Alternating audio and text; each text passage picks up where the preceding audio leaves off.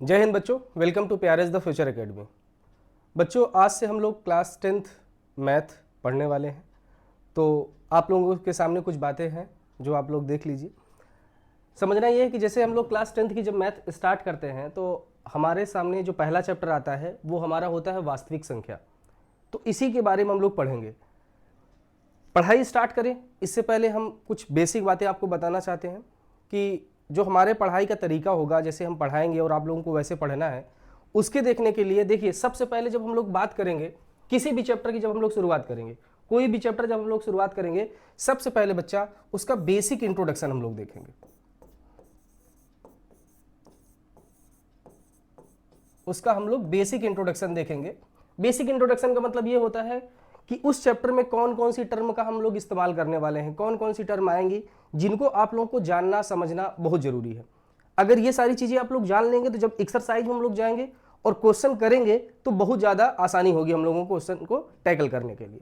तो पहला चीज तो हम लोग यही करेंगे कि उस चैप्टर से रिलेटेड जितनी भी बेसिक इंट्रोडक्शन है, यहां तक कि उससे पिछले क्लास का भी, जैसे क्लास 10th है तो बहुत सारी चीजें क्या होगी, क्लास 9th से आपको रिलेट करना होगा। तो वो 9th और 10th का दोनों का हम लोग बेसिक इंट्रोडक्शन कर लेंगे, उसके बाद हम लोग आगे चलेंगे। तो पहले हम लोग करेंगे बेसिक इंट्रोडक्शन, देन उसके बाद बच्चा करेंगे बेसिक क्वेश्चन करेंगे हम लोग। बेसिक क्वेश्चन इंट्रोडक्शन हमने कर लिया, समझ गए कौन सी डिफिनेशन आएगी, कौन सा फॉर्मूला आएगा, कौन सी टर्म का क्या मतलब होता है, हम लोग समझ गए। इसको समझने के बाद बेसिक क्वेश्चन, ज्यादा टफ लेवल का नहीं, एकदम आराम नॉर्मल क्वेश्चन हम लोग लेकर पहले सॉल्व कर लेंगे। बेसिक क्वेश्चन हमने सॉल्व कर लिया, जैसे एक आध दो क्लास आप लेंगे तो आपको समझ में आ जाएगा कि क्या पैटर्न होने वाला है। फिर तीसरे पॉइंट पे हम लोग जो शामिल करेंगे एनसीईआरटी जो बुक्स हैं,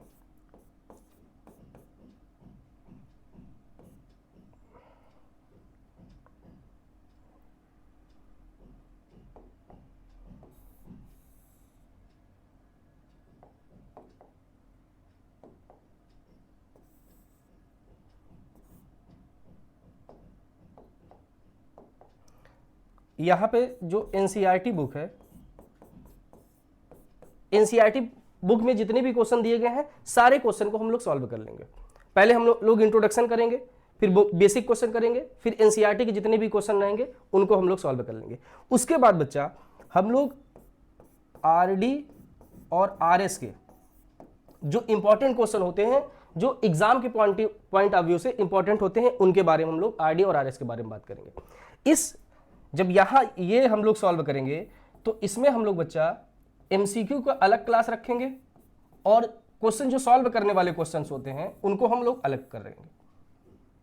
समझ पा रहे हैं? पहले एमसीक्यू होगा, फिर आपका लॉन्ग टाइप या शॉर्ट टाइप का जो क्वेश्चन होंगे उनके बारे में हम लोग बात करेंगे।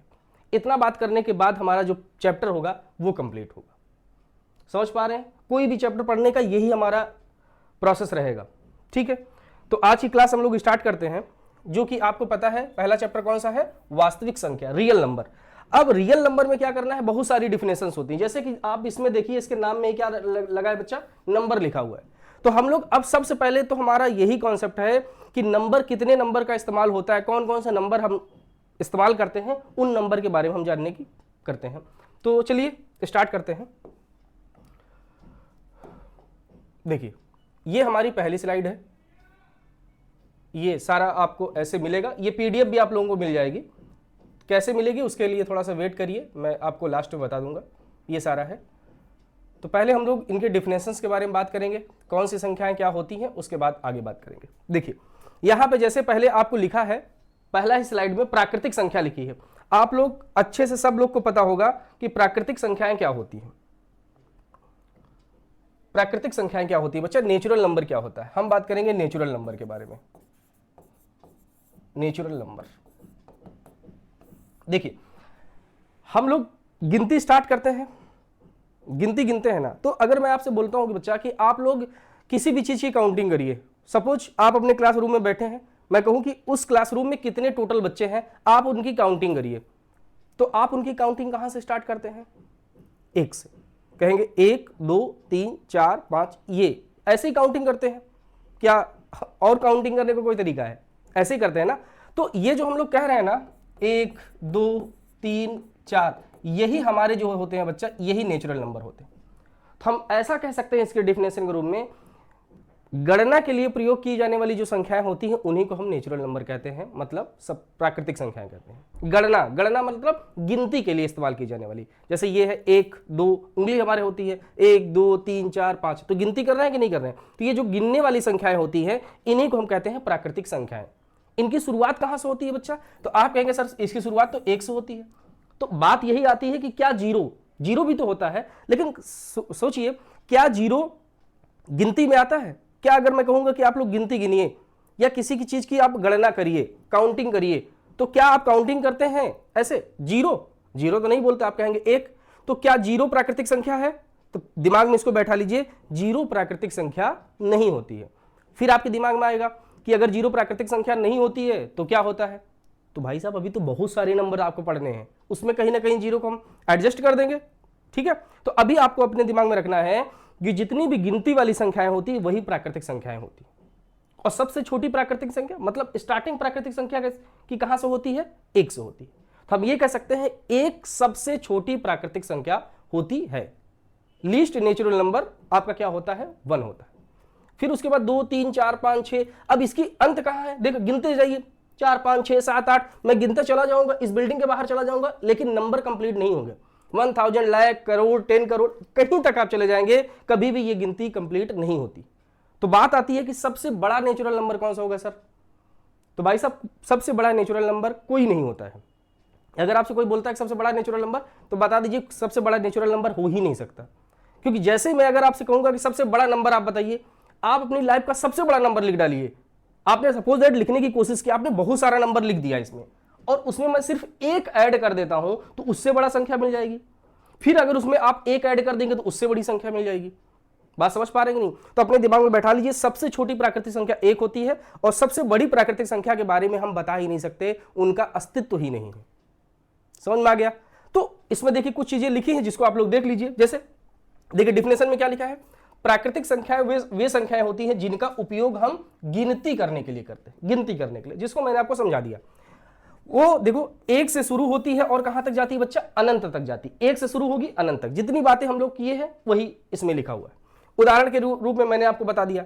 फिर पहला पॉइंट देखिए क्या लिखा, ये पॉइंट जो दिए हैं इनको आपको दिमाग में रखने हैं, क्योंकि डायरेक्टली इनडायरेक्टली अगर मान लेते हैं कि ये बेसिक चीजें एग्जाम में नहीं आता है, बट आपसे कोई नॉलेज के लिए पूछ सकता है, तो ये पॉइंट याद रखिएगा, ये पॉइंट इंपॉर्टेंट है। पहला देखिए क्या लिखा है, प्राकृतिक संख्याओं में जीरो शामिल नहीं होता। पहला चीज तो आप यही समझ लीजिए कि प्राकृतिक संख्याओं में जीरो शामिल नहीं होता। आगे देखते हैं, सबसे बड़ी प्राकृतिक संख्या का अस्तित्व ही नहीं। जैसे अभी हम लोगों ने बात किया कि सबसे बड़ी प्राकृतिक संख्या के बारे में बताना ही है ही नहीं, तो बताएंगे क्या? कोई चीज जब होगी, अस्तित्व में होगी, दुनिया में होगी, तभी तो बताया जा सकता है। जब नहीं है तो अस्तित्व में नहीं है। ओके, अब देखिए नेक्स्ट क्या है, सबसे छोटी प्राकृतिक संख्या क्या होती? 1 होती। अभी अभी हम लोगों ने बात किया, सबसे छोटी प्राकृतिक संख्या 1 होती है। नेक्स्ट पॉइंट, प्राकृतिक संख्या को हम n से प्रदर्शित करते हैं। हाँ, इसको अगर हम डिनोट की बात करेंगे कि भैया ये बताइए कि नेचुरल नंबर को डिनोट किससे करेंगे, तो आप हमेशा याद रखिएगा n से हम कैपिटल n से हम नेचुरल नंबर को डिनोट करते हैं।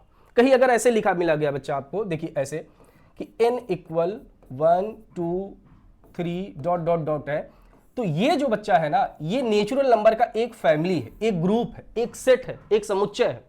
ये n जो है, ये जो लिखा है 1 2 3, ये प्राकृतिक संख्याएं हैं, ये डिनोट करता है। इसी की जगह पे अभी मैं और n की जगह पे कुछ और लिख दूंगा ना, तो इसका मतलब बदल जाएगा। समझ में आ रहा है? अगर n की जगह मैं कुछ और नंबर लिख देता हूं, मतलब बदल जाएगा। अभी रखूंगा नहीं, क्योंकि अभी तो हम लोग पहली संख्या के बारे में ही पढ़ रहे हैं। तो चलो फिर से रिकॉल करते हैं क्या होता है प्राकृतिक संख्या, भूल जाते हैं। अब जितना बताया उसमें ध्यान रखिए। पहला, गिनती वाली संख्या, all counting numbers is a natural number. गिनती वाली संख्या नेचुरल नंबर होती है, प्राकृतिक संख्या है वो, ठीक है। सबसे छोटी नेचुरल नंबर 1 होता है सर। डिनोट किससे करते हैं? n से डिनोट करते हैं। सबसे बड़ी प्राकृतिक संख्या हम नहीं बता सकते हैं। जीरो क्या है? प्राकृतिक संख्या है कि नहीं? प्राकृतिक संख्या नहीं। इतनी जानकारी आपको प्राकृतिक संख्या से रखना है। बात समझ में आ रहा? ये जो पीडीएफ वगैरह है ना, ये जो आप सामने लिखा हुआ देख रहे हैं, ये आपको मिल जाएगा, लेकिन कहां मिलेगा? थोड़ा सा वेट करिए, मैं बताऊंगा। चलिए इसके बाद हम लोग अगले स्लाइड में चलते हैं।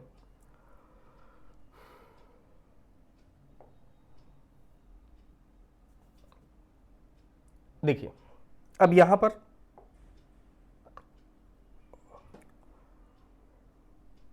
दूसरी संख्या कौन सी लिखी है हमारे सामने? पूर्ण संख्या। देखो जब हम बच्चों को गिनती सिखाते हैं तो 1 2 3 4 5 6 ऐसे सिखाते हैं। बच्चे सबने कहा कि बेटा आप बताओ 1 2 3 4 5 6 7 8 9 और 10। हम ऐसे ही काउंटिंग सिखाए। छोटे बच्चे हैं, वो कहेंगे कि इन सब के बारे में तो हमको पता है, ठीक है। ये 1 तो दोबारा यहां पर आ गया, 1 के बारे में हमको पता है, लेकिन ये गोल गोल क्या है? समझ पा रहे हैं ना? जो बच्चे होते हैं, छोटे बच्चे, उनके अंदर बड़ी जिज्ञासा होती है, वो बहुत ज्यादा क्वेश्चन पूछते हैं। तो आपसे पूछेंगे कि ये तो 1 तो रिपीट हो गया है, बट ये नया संख्या कौन सी आ गई है? क्योंकि अगर आप ध्यान देंगे तो अब जितने भी नंबर आप लोग इस्तेमाल करेंगे इन्हीं में से आएगा। तो यहां पर नई संख्या हमको मिली है 0, तो उसको बताना है कि ये होती है 0, तो वो तुरंत पूछेगा 0 किस प्रकार की संख्या होती है। तब आप बता दीजिए कि 0 जो हमारी होती है वो पूर्ण संख्या होती है, होल नंबर होता है। बात समझ पा रहे हैं? देखिए मैं आपको समझाता हूं। जैसे यहां मैंने लिखा n = 1 2 3 4 डॉट डॉट इनफाइनाइट, ये इनफाइनाइट तक जा रहा है। ये हमारा हो गया नेचुरल नंबर, ठीक है। ये हमारा हो गया है नेचुरल नंबर। बच्चा ये एक फैमिली है, एक सेट है। अगर इसी की शुरुआत, इस नेचुरल नंबर की शुरुआत बच्चा मैं 0 से स्टार्ट कर देता हूं, क्या कर देता हूं? 0 1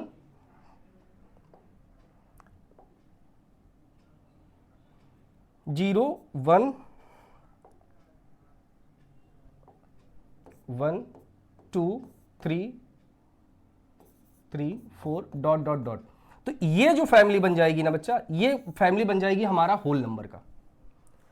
नेचुरल नंबर ये है। नेचुरल नंबर के परिवार में अगर हम 0 को भी शामिल कर देते हैं, जैसे आपका फैमिली होता है ना, फैमिली है, आपकी फैमिली में जब नया मेंबर आ जाता है तो बस वही वाली कहानी है कि आपकी एक फैमिली है, उसमें एक नया मेंबर जुड़ गया तो वो बन गया का होल नंबर। तो ये जो नेचुरल नंबर प्राकृतिक संख्याएं होती हैं, जब इसमें हम 0 को भी इंक्लूड कर देते हैं, जोड़ते नहीं है, इंक्लूड कर देते हैं, मतलब शामिल कर देते हैं, तो वो जो नया परिवार बनता है वही नया परिवार हमारा होल नंबर कहलाता है, पूर्ण संख्या कहलाती है। बात समझ में आ गया? फिर सारे वही क्वेश्चन कि सबसे छोटा पूर्ण संख्या कौन सा होता है, सबसे बड़ा पूर्ण संख्या कौन सा होता है, इसको डिनोट किससे करते हैं? तो समझ देख लीजिए, सबसे छोटा आपके सामने है, सबसे छोटा कौन सा होता है? 0, तो सबसे छोटा पूर्ण संख्या 0 हो जाएगी। सबसे बड़ी पूर्ण संख्या, वही बात, डॉट डॉट लगा है, हम बता ही नहीं सकते, अस्तित्व ही में ही नहीं है, तो सबसे बड़ा पूर्ण संख्या अस्तित्व में नहीं है, ठीक है। इसको डिनोट किससे करते हैं? इसको डिनोट हम लोग W से करते हैं। तो उम्मीद है कि आप लोगों को ये चीजें समझ में आ गई होंगी। देखिए कुछ पॉइंट लिखे, इनको देख लीजिए। वे संख्या जो 0 से शुरू होती हैं और अनंत तक जाती हैं उन्हें हम लोग पूर्ण संख्या, 0 से स्टार्ट हो रही है और अनंत तक जा रही है तो इन्हीं को हम कह देंगे पूर्ण संख्या। देखो पॉइंट, मैं कहता हूं पॉइंट बड़े इंपॉर्टेंट होते हैं, इनको ध्यान से देख लिया करिए। सबसे छोटी पूर्ण संख्या 0 होती है, याद कर लीजिए, दिमाग में रख लीजिए, बड़ा इससे कंफ्यूजन होता है। सेकंड पॉइंट, सबसे बड़ी पूर्ण संख्या का अस्तित्व नहीं है। जैसे प्राकृतिक संख्या का अस्तित्व नहीं है, वैसे पूर्ण संख्या, सबसे बड़ी पूर्ण संख्या का भी अस्तित्व नहीं है। आगे, पूर्ण संख्या को हम किससे डिनोट करते हैं? W से डिनोट करते हैं, W से डिनोट करते हैं। तो आप लोगों को दो संख्याओं के बारे में पता चल गया है, प्राकृतिक संख्याएं और पूर्ण संख्या। बात समझ में आ गया कि नहीं? चलिए अब हम लोग आगे बात करते हैं, नेक्स्ट स्लाइड पे चलते हैं। तो ये हमारा नेक्स्ट स्लाइड आ गया है, विच इज इंटीजर। देखिए अब इंटीजर के बारे में हम लोग बात करेंगे। इंटीजर क्या होता है, पूर्णांक क्या होते हैं। पूर्णांक, देखो पूर्णांक पूरा का पूरा एक नंबर होता है। एक देखो पूर्णांक को अगर हमको समझना है, अगर बच्चा हमको इंटीजर के बारे में समझना है, इंटीजर के, तो देखो इंटीजर को हम ऐसे कैटेगरी कर सकते हैं। इसको हम ये कह सकते हैं कि पॉजिटिव इंटीजर, एक तरफ हम कह सकते हैं निगेटिव इंटीजर, और एक और होता है जिसको हम कहते हैं जीरो। जैसे देखिए समझिए, नंबर लाइन, संख्या रेखा आप लोगों ने देखा कि नहीं देखा है? सब लोगों ने देखा होगा। संख्या रेखा में ध्यान से देखिए, जैसे ये संख्या रेखा है, ये है हमारी संख्या रेखा। यहां पर क्या होता है? जीरो होता है। इस साइड हमारे धनात्मक संख्या होती, 1 हो गया, 2 3 4 5। इधर कैसा होता है बच्चा? ऋणात्मक संख्या होती, 1 2 3 -3 -4। ये इधर ऋणात्मक संख्या है और इस तरफ धनात्मक संख्या होती है, और बीच में हमारा क्या होता है? जीरो होता है। ये हमारा हो जाएगा धनात्मक संख्या, मतलब पॉजिटिव इंटीजर धनात्मक, ये हो जाएगा ऋणात्मक, और ये बीच में होता है जीरो। तो यही जो मैंने यहां पे लिखा है ना संख्या रेखा पे, यही सारे हमारे क्या होते हैं, इंटीजर होते हैं, पूर्णांक होते हैं, धनात्मक पूर्णांक, ऋणात्मक पूर्णांक और जीरो। अगर ध्यान से आप लोग देख रहे होंगे तो आपके दिमाग में ये आ रहा होगा कि ये जो इधर जितने भी संख्याएं लिखी हैं ये तो पॉजिटिव हैं, इधर जितनी भी संख्याएं लिखी हैं वो तो पॉजिटिव हैं, इधर जितनी संख्याएं लिखी हैं ये तो नेगेटिव है, ये बीच में जो लिखा है जीरो क्या है? देखो जीरो क्या होता है बच्चा, एक रेफरी की तरह काम करता है, अंपायर की तरह काम करता है, बीच में वो डंडा लेकर खड़ा रहता है और उधर से नंबर आते हैं। जैसे आई कार्ड नहीं चेक किया जाता, आप स्कूल जाते होंगे, कोचिंग जाते होंगे, तो गेट कीपर आपका आई कार्ड देखता है, या मान लीजिए आप एग्जाम देने जाते हो तो आई कार्ड देखता है, उसमें रूम नंबर वगैरह लिखा रहता है, तो बताता ना कि इधर जाइए इधर जाइए। सेम वही काम जीरो का होता है, बीच में वो डंडा लेकर खड़ा रहता है, नंबर्स आते हैं, उनका आई कार्ड दिखता है। आई कार्ड का मतलब वो धनात्मक है कि ऋणात्मक है, अगर वो धनात्मक होंगी तो उनको इस तरफ भेज देगा और वो ऋणात्मक होंगी तो इस तरफ भेज देगा, तो ऐसा काम करता है। तो यहां पर प्रश्न आता है, क्वेश्चन बनता है कि सर ये बताइए ये जो जीरो है इसका क्या चिन्ह है, ये धनात्मक में है कि ऋणात्मक में है? तो आप खुद ही देख के बताइए ये किसकी तरफ है, धन की तरफ है कि ऋण की तरफ है, पॉजिटिव है कि निगेटिव है? तो अगर ध्यान से देखेंगे तो बच्चा ये न्यूट्रल है, ये किधर भी नहीं है, ना तो इधर है ना तो इधर है। इसका क्या मतलब हो गया? इसका मतलब ये हो गया बच्चा, ये ना तो पॉजिटिव है और ना ही नेगेटिव। तो ये क्वेश्चन बहुत बार पूछा जाता है, वैसे आपको आपका नॉलेज चेक करने के लिए भी पूछ सकते हैं कि ये जो जीरो होता है इसका साइन क्या होता है, चिन्ह क्या होता है, पॉजिटिव होता है कि नेगेटिव होता है? तो आप उनको बता दीजिएगा कि जो जीरो होता है ये ना तो धनात्मक होता है, ना तो पॉजिटिव नंबर होता है और ना ही नेगेटिव नंबर होता है, ये न्यूट्रल होता है। इतनी बात समझ में आ गई कि नहीं है? समझ में, बस ठीक। अब देखिए इंटीजर, पॉजिटिव इंटीजर, जीरो और नेगेटिव इंटीजर। तो पॉजिटिव इंटीजर की बात करेंगे, ध्यान समझिएगा इस पॉइंट को, पॉजिटिव इंटीजर की बात करेंगे तो ये 1 आएगा, 2 आएगा, 3 आएगा, डॉट डॉट कहां तक जाएगा भैया? इनफाइनाइट तक जाएगा। नेगेटिव की बात करेंगे तो -1 आएगा, -2 आएगा, -3 आएगा, डॉट डॉट कहां तक जाएगा? इनफाइनाइट तक जाएगा, अनंत तक जाएगा। तो यहां पर एक क्वेश्चन बनता है, सबसे छोटा पूर्णांक बता ही नहीं सकते आप, ध्यान समझिएगा। इसमें एक क्वेश्चन आप लोग दिमाग में रखिएगा कि जो सबसे छोटा ऋणात्मक पूर्णांक होगा, या सबसे छोटा ऋणात्मक पूर्णांक, सबसे बड़ा ऋणात्मक पूर्णांक, सबसे छोटा धनात्मक पूर्णांक और सबसे बड़ा धनात्मक पूर्णांक। तो यहां पर ध्यान से देखिए, अगर मैं निगेटिव के बारे में बात करता हूं तो आप बताइए सबसे बड़ा कौन सा नंबर होगा इसमें, इन सारे नंबरों में, -1, -2, -3, डॉट डॉट इनफाइनाइट, इनमें सबसे बड़ा नंबर कौन सा है? सबसे बड़े के बारे में बात कर रहे हैं तो आप कहेंगे सर -1 सबसे बड़ा है। क्यों सबसे बड़ा है? क्योंकि आप जो ऋणात्मक संख्याएं होती हैं उनके आपकी क्वालिटी आपको पता है। जैसे मैं अगर यहां पे बात करता हूं कि ये लिखा है बच्चा -4 और ये लिखा है -3, -4 और -3 लिखा है, मैं आपसे पूछता हूं कि इन दोनों संख्याओं में बड़ी संख्या कौन है? तो आपको लग रहा होगा 4 तो बड़ी होती है 3 से, जाहिर सी बात है 4 बड़ा होता है 3 से। बट जब ऋणात्मक उसमें माइनस साइन ऐड हो जाता है, माइनस लग जाता है, ऋणात्मक चिन्ह लग जाते हैं बच्चा, तो जो संख्या जितनी बड़ी होती है ना वो उतनी छोटी हो जाती है। इसका क्या मतलब हुआ? इसका मतलब यह हुआ बच्चा कि अगर एक तरफ 100 है और एक तरफ 10 है, एक तरफ 100 है एक तरफ 10 है, अभी मैं बात करूंगा तो 100 बड़ी है, लेकिन अगर दोनों में ऋण चिन्ह लगा दूंगा ना तो जो बड़ी संख्या वो छोटी हो जाएगी। इसका क्या मतलब है? इसका मतलब 10 अब बड़ा हो गया, -10 जो है -100 से बड़ा हो गया। वैसे ही आप ये बताइए जो बड़ा है, जब दोनों में ऋणात्मक चिन्ह देखिए ना तो जो संख्या बड़ी है उसको छोटा मान लीजिए। तो यहां जैसे -4 है और -3 है, बड़ा कौन सा होगा? आप कहेंगे सर -3 जो है बड़ा होगा। मैं लिख देता हूं -5 और -25। मैंने क्या बताया? दोनों जगह अगर ऋण चिन्ह लगा है, माइनस चिन्ह लगा है, तो जो संख्या बड़ी होगी वो छोटी हो जाएगी और जो संख्या छोटी उल्टा हो जाएगा जस्ट। तो यहां पर छोटा कौन है? 5 है तो ये बड़ा माना जाएगा। सेम यही कहानी। तो इसके हिसाब से ये जो -1 है सबसे छोटा है तो इसको बोलेंगे ये सबसे बड़ा है। क्या सबसे बड़ा है? ऋणात्मक पूर्णांक। तो आपसे अगर क्वेश्चन बनता है सबसे बड़ा ऋणात्मक पूर्णांक क्या होता है, तो -1 होता है। तो सबसे छोटा ऋणात्मक पूर्णांक क्या होगा? छोटा ऋणात्मक पूर्णांक के बारे में आप क्या बता सकते हैं? क्योंकि ये जाता चला जा रहा इनफाइनाइट तक। समझ पा रहे हैं नहीं समझ पा रहे? सेम यही कहानी यहां पर है। सबसे छोटा धनात्मक पूर्णांक आप बता सकते हैं, लेकिन सबसे बड़ा धनात्मक पूर्णांक के बारे में आप नहीं बता सकते। इतनी बात समझ में आ गई? अब यही चीजें यहां पे दिया गए हैं, इसको देख लीजिए। देखिए डिफिनेशन में क्या है? वे संख्याएं जो शून्य, धनात्मक पूर्णांक पूर्ण संख्या और ऋणात्मक पूर्ण संख्या होती से मिलकर जो बनती हैं, जैसे पॉजिटिव, निगेटिव और जीरो से मिलकर जो बनती हैं वही पूर्णांक होते हैं। ठीक, उदाहरण के लिए आपके सामने ये सब उदाहरण दिए गए। ठीक, देखो पहला पॉइंट क्या है, पूर्णांक संख्याएं तीन प्रकार की होती हैं। अभी अभी हमने बात किया पूर्णांक संख्या कितने प्रकार की होती है, तीन प्रकार की। पहला जो होता है धनात्मक पूर्णांक, पॉजिटिव इंटीजर, दूसरा ऋणात्मक पूर्णांक, नेगेटिव इंटीजर, और तीसरा जो बच्चा होता है शून्य होता है। तीसरा क्या होता है, शून्य होता है। अगले पॉइंट में देखिए, ये पॉइंट इंपॉर्टेंट जो नोट है इसको नोट करके लिख लीजिएगा। नोट करने का मतलब ये है कि नोट में अपने मत लिखिएगा, आपके पास पैसा हो तो उसमें उसको निकाल के उसमें लिखने के लिए ना, ये नोट अलग है, इंपॉर्टेंट पॉइंट है। शून्य ना तो धनात्मक होता है ना तो ऋणात्मक होता है, ये अपने जहन में एकदम बैठा के रख लीजिएगा, अपने दिमाग में इसको याद रख लीजिएगा। अगले पॉइंट के बारे में बात करते हैं, तो ये लिखा गया है बच्चा, सबसे छोटा और बड़ा पूर्णांक अस्तित्व में नहीं है। जैसे मैंने यहां बोला कि इसका सबसे बड़ा नंबर आप नहीं बता सकते और इसका सबसे बड़ा नंबर नहीं बता सकते, तो सबसे छोटा और सबसे बड़ा पूर्णांक अस्तित्व में नहीं।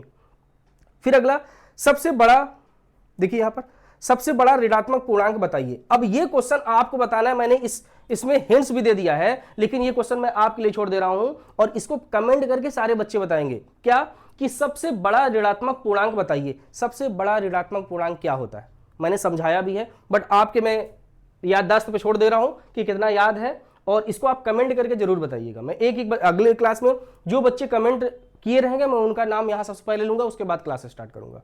चलिए, पूर्णांक संख्या होंगी, इसके बारे में हम आगे बात करते हैं।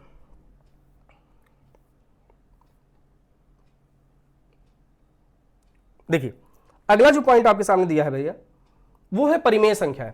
कैसी संख्या है, परिमेय संख्याओं के बारे में बात करना। इंपॉर्टेंट टॉपिक ये है, यहीं से मान लीजिए आपकी क्वेश्चन बनने की, जो एग्जाम में आएगा यहां से बनने का चांसेस है। देखो, परिमेय संख्या है,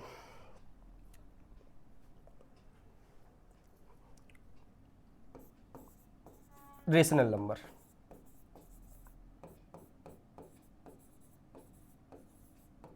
ठीक है, रेशनल नंबर की डिफिनेशन के लिए बच्चा हम 3 पॉइंट में इसकी डिफिनेशन को समझेंगे। 3 पॉइंट में डिफिनेशन को समझेंगे। पहला पॉइंट हमारा जो रहेगा कि जो परिमेय संख्या होती है, रेशनल नंबर होते हैं, वो अंश और हर के रूप में होते हैं। बेसिक चीज समझिए, किसके फॉर्म में होता है, अंश और हर के रूप में, जिसको हम लोग कहते हैं P बाई Q के रूप में, P अपॉन Q के रूप में। तो अगर P अपॉन ना समझ में आए P अपॉन Q क्या होता है, तो आप ये समझिए अंश और हर के रूप में। जैसे ये लिखा है ना 2/3, तो भैया ये हमारा अंश होता है, ये हमारा हर होता है। तो अगर हम ऐसे लिख देते हैं तो परिमेय संख्या हो जाएंगी। समझ पा रहे हैं? पहला पॉइंट तो यही याद रखना है बच्चा कि ये जो संख्याएं होती हैं वो P अपॉन Q के रूप में होती हैं। पहला पॉइंट। अब सिर्फ पहला पॉइंट देखकर आप नहीं बता सकते हैं कि ये परिमेय संख्या है कि नहीं, इसीलिए इसकी डिफिनेशन को हम 3 पॉइंट में बांटे हैं। तीनों पॉइंट जब सही होंगे तभी हम कहेंगे परिमेय संख्या है। 3 पॉइंट में से एक भी पॉइंट में अगर ना चिन्ह आ जाता है कि नहीं नहीं ये पॉइंट सही नहीं है, तो परिमेय संख्या नहीं होगी। तीनों पॉइंट को समझ लीजिए, फिर समझिए।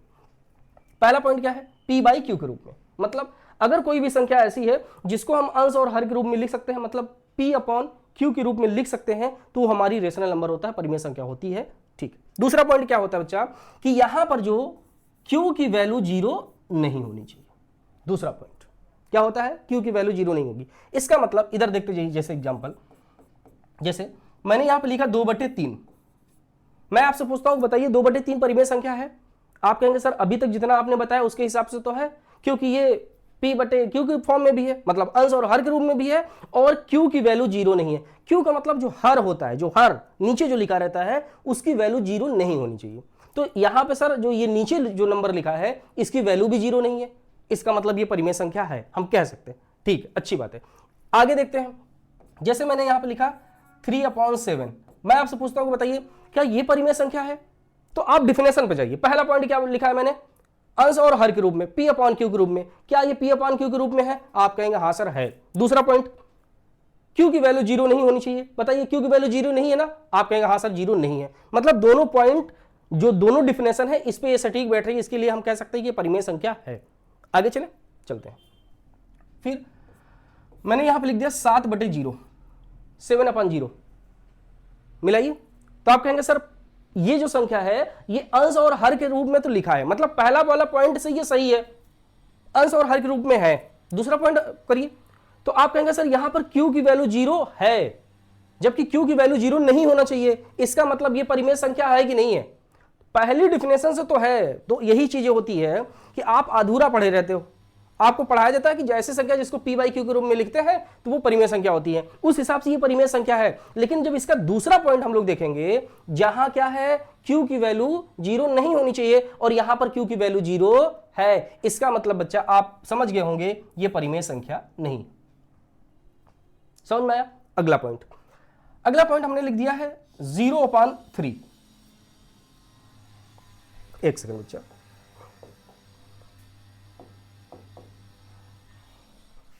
जीरो अपॉन 3, देखिए 0/3 ये मैंने लिख दिया है। फिर से हम लोग अपने डिफिनेशन में जाते हैं। पहला पॉइंट, क्या यह अंश p बाई क्यू के रूप में है? देखिए क्या ये p बाई क्यू के रूप में है? आप कहेंगे हाँ सर ये p बाई क्यू के रूप में है, मतलब पहला पॉइंट सही हो गया। दूसरा पॉइंट, q की वैल्यू 0 नहीं होना चाहिए। q मतलब क्या होता है? नीचे वाला हर, समझ पा रहे? हर 0 नहीं होना चाहिए। तो देखिए हर को देखना है, जिस पॉइंट के बारे में बात करते हैं बच्चा सिर्फ वही वाला पॉइंट देखना है। मैं बोल रहा हूं हर 0 नहीं होना चाहिए, मैं ये नहीं कह रहा हूं कि अंश 0 नहीं होना चाहिए। 0 क्या नहीं होना चाहिए? नीचे वाला q की वैल्यू, मतलब हर 0 नहीं होना चाहिए। तो क्या यहां पर हर 0 है? हर मतलब नीचे वाला, क्या नीचे वाला 0 है?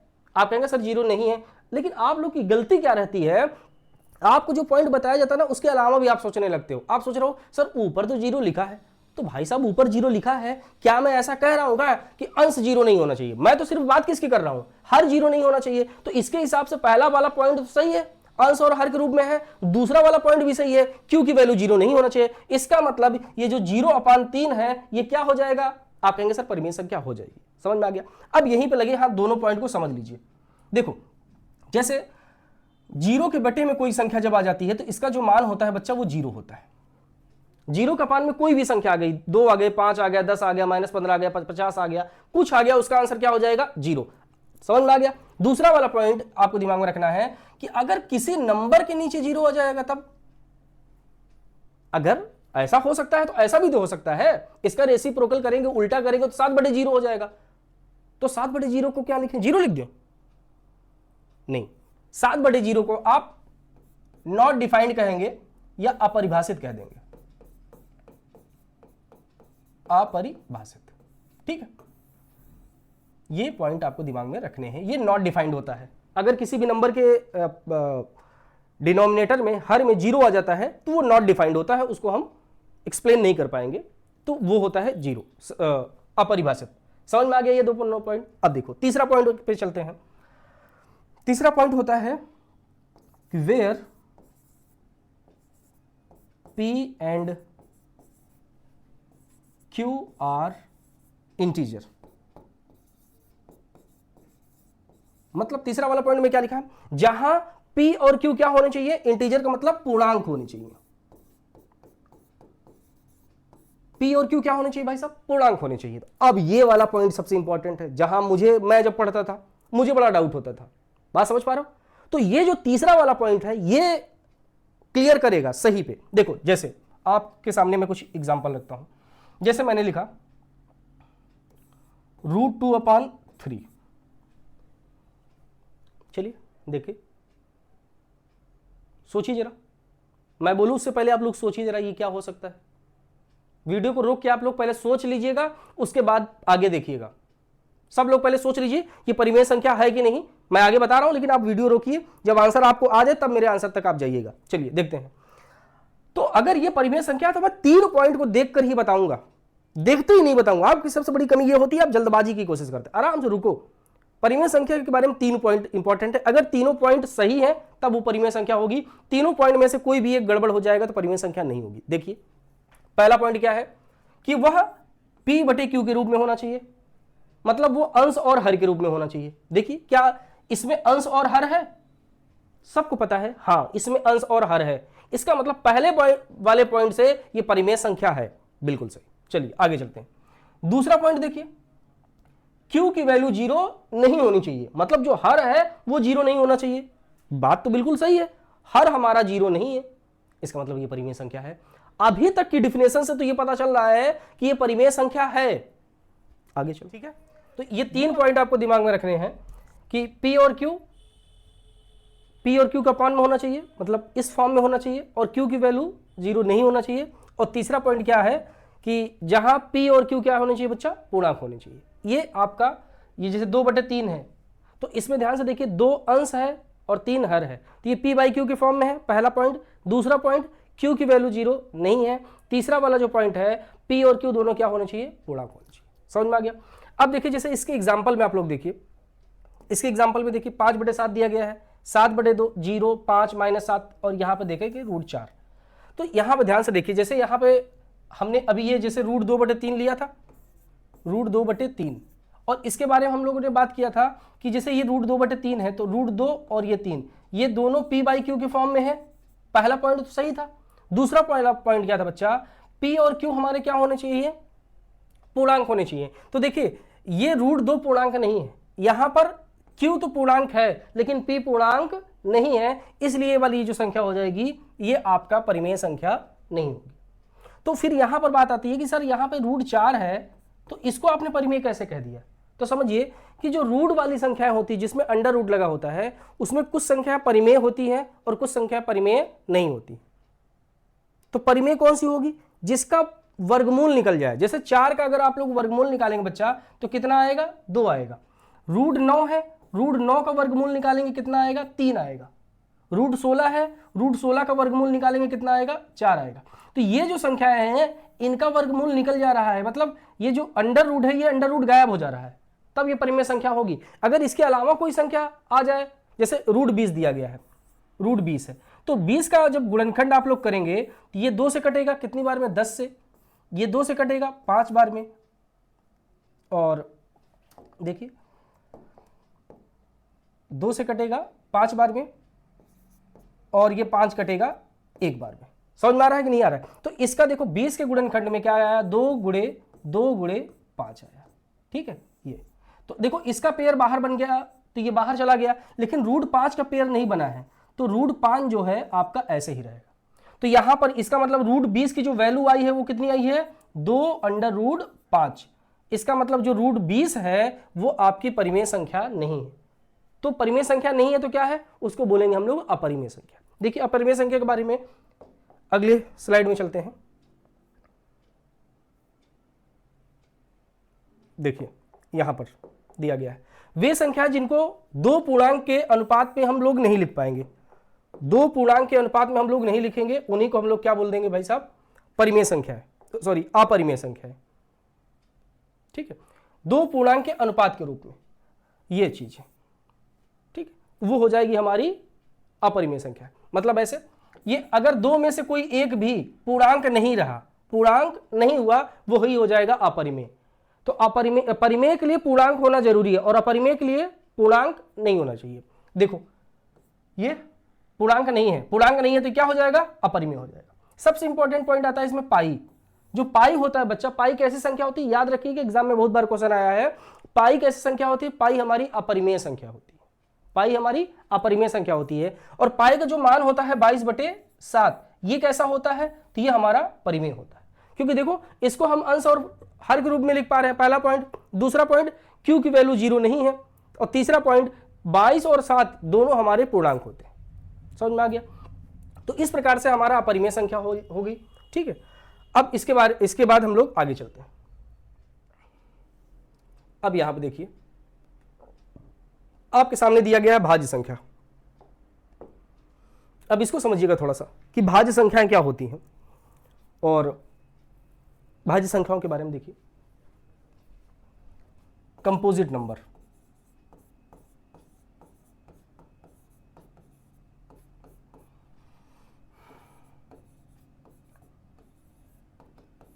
ठीक है, कंपोजिट नंबर के बारे में समझते हैं। देखो मैं यहां पे कुछ लिखता हूं, पहले उसको समझ लो। जैसे मैं बताइए आप लोग, जैसे मैं यहां पे लिखता हूं 1, और मैं आपसे बोलता हूं कि भाई साहब आप लोग ये बताइए 1 किस किस नंबर से डिवाइड होगा। तो आप कहेंगे सर ये क्या मजाक कर रहे हैं, 1 तो अकेला है, वो किससे डिवाइड होगा। फिर भी सोचिए ना, तो आपके दिमाग में आएगा सर 1 तो 1 ही से डिवाइड होगा। क्या 1 2 से डिवाइड होगा, मतलब विभाजित होगा, नहीं होगा। देखो डिवाइड होने का मतलब यह है बच्चा, जैसे मैं 2 से 4 को डिवाइड करता हूं तो कितनी बार में जाएगा, आप कहेंगे सर 2 बार में जाएगा, और यहां 4 आएगा, और यहां पे रिमाइंडर हमारा कितना हो जाएगा, 0। तो विभाजित करने का मतलब यह होता है, डिवाइड करने का मतलब ये होता है पूरा का पूरा कट जाना चाहिए, मतलब रिमाइंडर 0 आ जाना चाहिए। शेषफल 0 आ गया, हम ये कह सकते हैं ये नंबर इस नंबर को काट दिया है, और शेषफल 0 नहीं आया तो हम ये नहीं कहेंगे कि ये नंबर इसको काटा है। ठीक है, तो 1 किसको काटेगा, तो आप कहेंगे सर 1 से 1 कट जाएगा। 1 के बाद 2 के बारे में बात करते हैं, चेक करते हैं। हम लोग शुरुआत 1 से करेंगे। क्या 1 के टेबल में, क्या 1 से, देखिए क्या 1 से हम 2 को भाग दे सकते हैं? आप कहेंगे सर हाँ दे सकते हैं, 2 बार में 2 आ जाएगा, पूरा का पूरा, शेषफल 0 आ जाएगा। इसका मतलब ये जो 2 है ये 1 से कट जाएगा। तो ये बताइए 1 तो कट गया, अब आते हैं 2 पे, 2 से 2 कटेगा? आप कहेंगे हाँ सर कट जाएगा, 2 से 2 भी कट गया। अभी देखिएगा यहां से मैं क्या कंक्लूजन निकालता हूं, 3। अब 3 किससे कटेगा? आप कहेंगे सर 3 1 से डिवाइड हो जाएगा। हाँ ठीक है, हो जाएगा। क्या 3 2 से डिवाइड होगा? नहीं होगा। क्या 3 3 से डिवाइड होगा? आप कहेंगे हाँ सर 3 3 से डिवाइड हो जाएगा। आगे चलते हैं, 4 के बारे में। क्या 4, देखो 1 से तो सारी संख्याएं कट जाती हैं, तो 1 तो हम फ्री में मिल जाता है, 1 तो लिख ही देंगे, कुछ नहीं सोचेंगे। अब 2 देखो, 2 4 से डिवाइड होगा? आप कहेंगे हाँ, ये जो 4 है ये 2 से डिवाइड हो जाएगा। ठीक है, फिर आप कहेंगे 4 के बाद कौन आता है, 2 के बाद कौन आता है? 3। 3 क्या 4 से डिवाइड होगा? नहीं होगा। 3 से 4 डिवाइड नहीं होगा, तो 4 किससे डिवाइड होगा? 4 4 से ही डिवाइड होगा। ठीक, आगे देखते हैं, 5 देखेंगे तो 5 1 से डिवाइड हो जाएगा और 5 से डिवाइड होगा, उसके अलावा कोई संख्या नहीं है। 6 किससे डिवाइड होगा? आप कहेंगे सर 1 से हो जाएगा, 2 से हो जाएगा, 3 से हो जाएगा और 6 से हो जाएगा। इतने से हम लोगों का काम चल सकता है। देखो अब ये जो कंपोजिट नंबर होता है, और इसके बाद हम लोग जो एक नंबर और पढ़ेंगे, prime number. Prime number, composite मतलब भाज्य संख्या और प्राइम मतलब अभाज्य संख्या। इन्हीं के बारे में हमको पढ़ना है। देखो कंपोजिट में क्या होता है, जो ये देखो ये नंबर इनको काट दे रहे हैं, तो अगर 2 से ज्यादा नंबर काटते हो, किसी भी संख्या को 2 से ज्यादा नंबर डिवाइड कर देते हो, तो वो हो जाएगा हमारा कंपोजिट नंबर। ऐसी संख्याएं जिनके 2 से ज्यादा गुणनखंड हो जाते हैं, काटने वाली संख्या हो जाती है, वही हमारा होते हैं भाज्य संख्या। यहां पे देखो इधर लिखता हूं भाज्य संख्या। इसको हम कहेंगे 2 से ज्यादा, 2 से ज्यादा गुणनखंड। ठीक है, और अभाज्य में देखिए 2 से भाज्य को समझो, भाज्य का मतलब होता है 2 से ज्यादा गुणनखंड।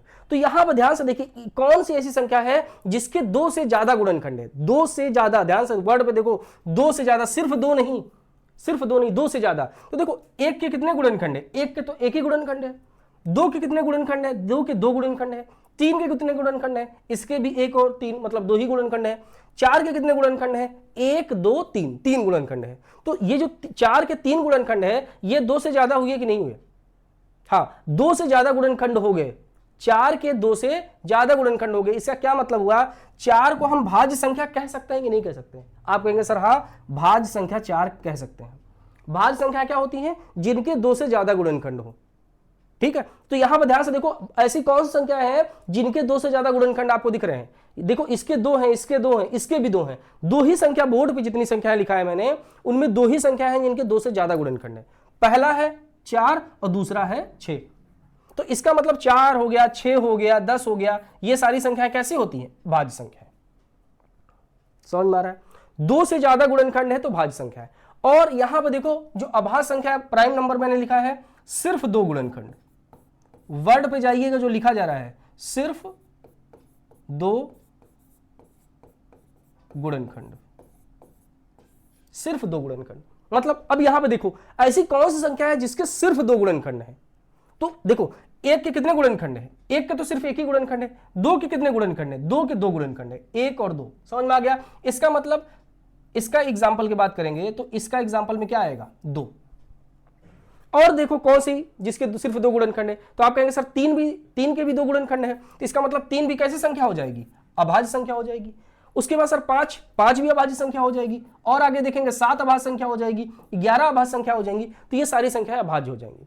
तो भाज्य और अभाज्य को समझने के लिए आपको बस इतना समझना है कि अगर सिर्फ 2 गुणनखंड है, सिर्फ 2 गुणनखंड है तो वो अभाज्य है। और 2 से ज्यादा गुणनखंड हो गए, 2 से ज्यादा कितना भी हो सकता है, 3 हो सकता है, 30,000 हो सकता है, 30 हो सकता है, 2 से ज्यादा होना चाहिए, बस 3 हो गए भाज्य संख्या होगी। तो यहां पर देखिए बस वही चीज देखना है, 4, 6, 10 ये सब कैसी संख्या है, ये अभाज्य संख्या है, सॉरी ये भाज्य संख्या है और ये अभाज्य संख्या है। डिफिनेशन में देखिए ऐसी संख्या है जो कम से कम 2 से ज्यादा संख्याओं से विभाजित हो जाती है, जो 2 से ज्यादा संख्याओं से विभाजित हो जाती है उसी को हम लोग भाज्य संख्या कहेंगे। समझ में आ गया? यहां उदाहरण में ये सब आपको दिया गया है। ये इंपॉर्टेंट पॉइंट है, इसको जिसको दिमाग में रखिएगा। सबसे छोटी भाज्य संख्या 4 होती है। अगर यहां सबसे देखिए सबसे छोटे के बारे में बात करेंगे तो 1 तो है नहीं, 2 भी नहीं है, 3 भी नहीं है, 4। तो सबसे छोटी जो भाज्य संख्या होती है 4 होती है। ये बोर्ड में कई बार एग्जाम में क्वेश्चन आ गया है, तो ये इंपॉर्टेंट है, इसको जरा ध्यान से आप लोग देख लीजिएगा कि सबसे छोटी भाज्य संख्या कौन सी होती है? 4 होती है। क्यों होगी? आप लोग जवाब दे ले जाएंगे। जब भी कोई पूछे कि 4 क्यों भाई साहब भाज्य संख्या है, तो आप ये कह दीजिएगा क्योंकि इसके 2 से ज्यादा गुणनखंड हैं। इतनी बात समझ में आ गई?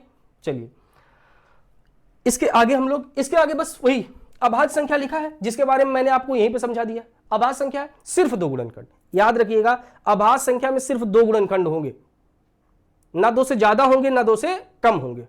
अभाज्य संख्या में सिर्फ 2 गुणनखंड, ना 2 से ज्यादा ना 2 से कम। अब यहां पर अगर ध्यान से आप लोग देखेंगे तो 1 के अलावा जितनी भी संख्याएं अब आपको देखने को मिलेगी, 1 के अलावा जितनी भी संख्याएं मिलेंगी या तो उनके 2 गुणनखंड होंगे या 2 से ज्यादा होंगे। 1 के अलावा जितनी भी संख्याएं आपको मिलेंगी या तो उसके 2 गुणनखंड होंगे या 2 से ज्यादा होंगे। सिर्फ इकलौता दुनिया में एक ऐसा नंबर 1 है जिसके कितने गुणनखंड होते हैं? सिर्फ 1 गुणनखंड। इसका क्या मतलब हुआ सर? ये बताइए 1 जो है भाज्य संख्या है कि अभाज्य संख्या है? तो आप खुद अपने दिमाग सोचिए, भाज्य की जो डिफिनेशन होती है उसमें 2 से ज्यादा होना चाहिए, वो तो इसमें है नहीं। अभाज्य की डिफिनेशन क्या होती है? सिर्फ 2 होना चाहिए, वो भी इसमें नहीं है। इसका क्या मतलब हुआ? 1 कैसी संख्या है? 1 ना तो भाज्य संख्या है ना ही अभाज्य संख्या है। ये दिमाग में अपने रखिएगा। चलिए इसके आगे हम लोग चलते हैं।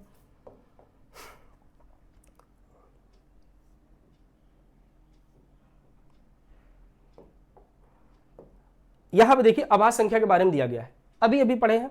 ऐसी संख्याएं जिनके सिर्फ 2 गुणनखंड हो, ठीक है, यही सिर्फ 2 गुणनखंड हो या सिर्फ 2 संख्याओं से विभाजित हो, दोनों का मतलब 1 है, उसी को हम लोग क्या कह देंगे भाई साहब? अभाज्य संख्या कह देते हैं। एग्जाम्पल देखिए 2, 3, 5, 7 ये लिखा हुआ है।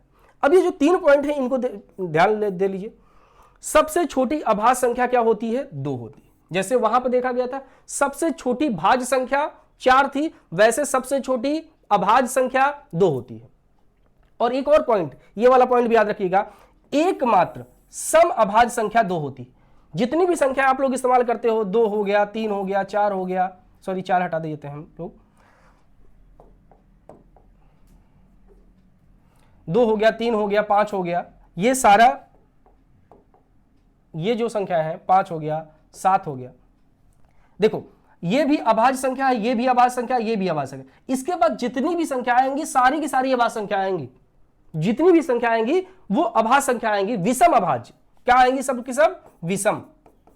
इसके बाद जितनी भी संख्या आएंगी सारी की सारी, 2 के अलावा जितनी भी संख्याएं अभाज्य होंगी वो सब की सब कैसी होंगी? विषम होंगी। एकमात्र सम अभाज्य जो संख्या होती है वो क्या होती है? 2। चलिए देखते हैं कि अगला पॉइंट यही है बच्चा आप लोगों के सामने। ये पहली प्रमेय है, फंडामेंटल थ्योरम। देखिए अंक गणित का मूलभूत प्रमेय, फंडामेंटल थ्योरम ऑफ अर्थमेटिक। देखो इसका क्या मतलब है, लिखा तो बहुत कुछ है, आपको समझना है। जैसे देखिए, जैसे 10 कैसी संख्या है? आप कहेंगे सर ये भाज्य संख्या है। अभी हम भाज्य और अभाज्य के बारे में बात करेंगे, जो कर चुके हैं, भाज्य और अभाज्य समझा दिए। अब यहां पर भाज्य और अभाज्य से संबंधित इस पॉइंट पे समझेंगे। देखो 10 जैसे है तो 10 हमारी कैसी संख्या है? 10 के गुणनखंड कितने हैं? तो आप कहेंगे सर 10 के 2 से ज्यादा गुणनखंड होंगे। 2 से ज्यादा गुणनखंड है, इसका मतलब यह है कि यह भाज्य संख्या है। तो ये जो फंडामेंटल थ्योरम ऑफ अर्थमेटिक यही कहती है कि अगर कोई भाज्य संख्या है, अगर कोई भाज्य संख्या है तो इसको हम अभाज्य संख्या के गुणनफल के रूप में लिख सकते हैं। जैसे 10 है, 10 का अगर हम लोग फैक्टर करेंगे, गुणनखंड करेंगे, तो ये आएगा कितना आएगा बच्चा? 2 गुणे 5।